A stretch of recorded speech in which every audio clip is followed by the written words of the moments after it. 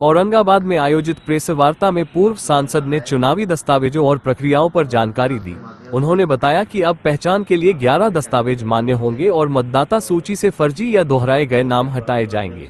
साथ ही उन्होंने आश्वासन दिया कि वास्तविक मतदाताओं का नाम यदि गलती से कटेगा तो आवश्यक दस्तावेज देने पर उसे पुनः जोड़ा जाएगा।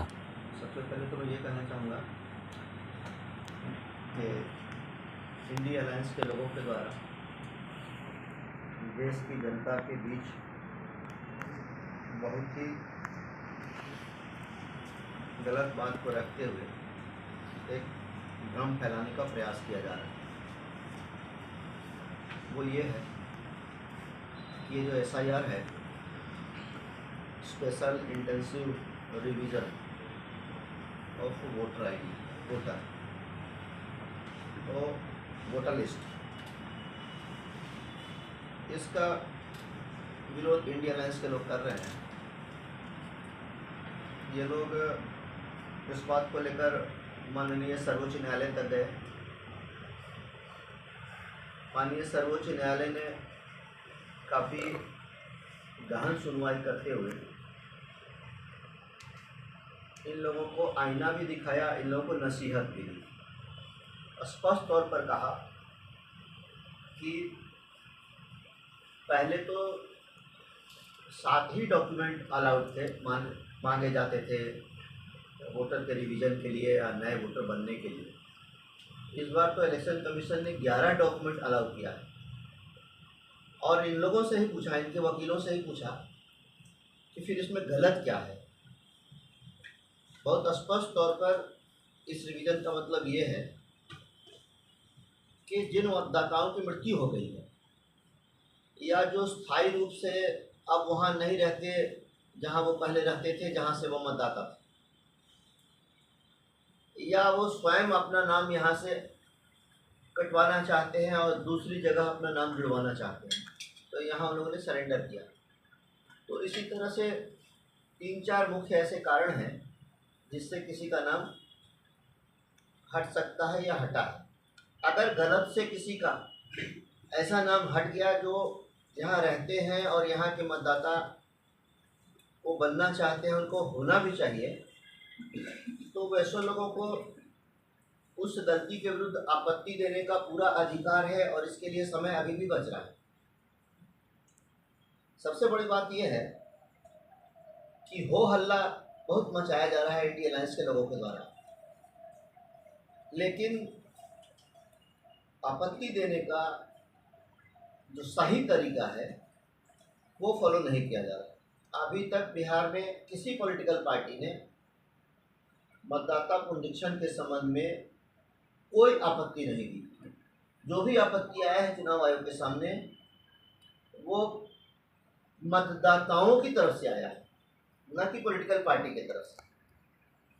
तो ये प्रमाणित होता है कि ये एजेंडा बिल्कुल पॉलिटिकल है और चुनावी लाभ के लिए है, जनता को बरगलाने का, भ्रमित करने का एक कुत्सित प्रयास है। इन लोगों ने सुप्रीम कोर्ट में यहाँ तक कहा, इनके वकीलों ने यहाँ तक कहा कि बिहार के लोगों के पास पेपर नहीं होते, उनके पास सर्टिफिकेट नहीं होता। सुप्रीम कोर्ट ने इनको नसीहत देते हुए ये भी कहा कि बिहार जैसे प्रदेश को इतना कमतर करके आंकना और ऐसी छवि पेश करना ये अच्छा नहीं है। जिस राज्य में सबसे ज़्यादा यूपीएससी के परीक्षार्थी हों और सबसे ज़्यादा यूपीएससी की परीक्षा में सफल होने वाले अभ्यर्थी हों, देश का कोई ऐसा राज्य नहीं है जहां बिहार के अच्छी संख्या में अधिकारी IAS, IPS और बाकी केंद्रीय सेवाओं में नहीं हो। तो ऐसे राज्य के विषय में ये कहना कि यहाँ के लोग पढ़े लिखे नहीं हैं और यहाँ के लोगों के पास कोई पेपर नहीं होता, सर्टिफिकेट नहीं होता, ये बिहार की गलत छवि को पेश करना है। ऐसा नहीं होना चाहिए। ये सुप्रीम कोर्ट ने कहा, ये मैं नहीं कह रहा हूँ।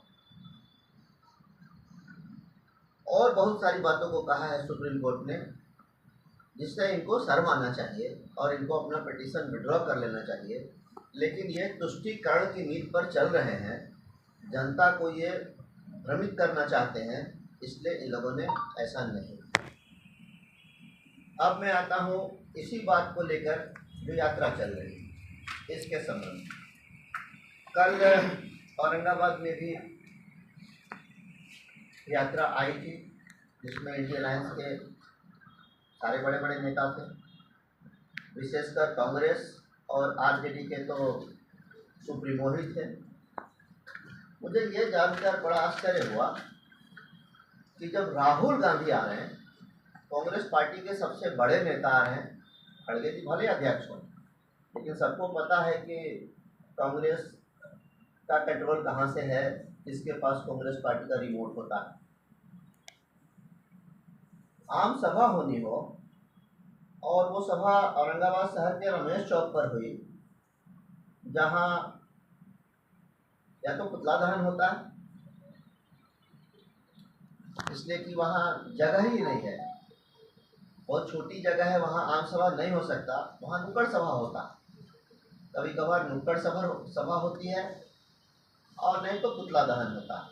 वैसी जगह में कांग्रेस पार्टी के राष्ट्रीय नेता, आरजेडी के सुप्रीमो और उनके बाकी दलों के भी बड़े बड़े नेता, सबसे बड़े नेता उन दलों के,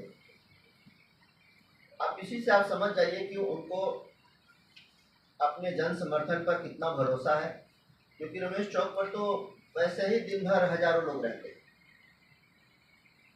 तो उनको सुनने के लिए कोई नहीं आएगा ये उन लोगों को भी पता था। इसलिए रमेश चौक पर उन्होंने, जहाँ नुक्कड़ सभा होती है, वहाँ इंडियन अलायंस के सभी पार्टी के राष्ट्रीय और बड़े बड़े और सबसे बड़े नेताओं का कार्यक्रम हुआ। आपका तो ये आरोप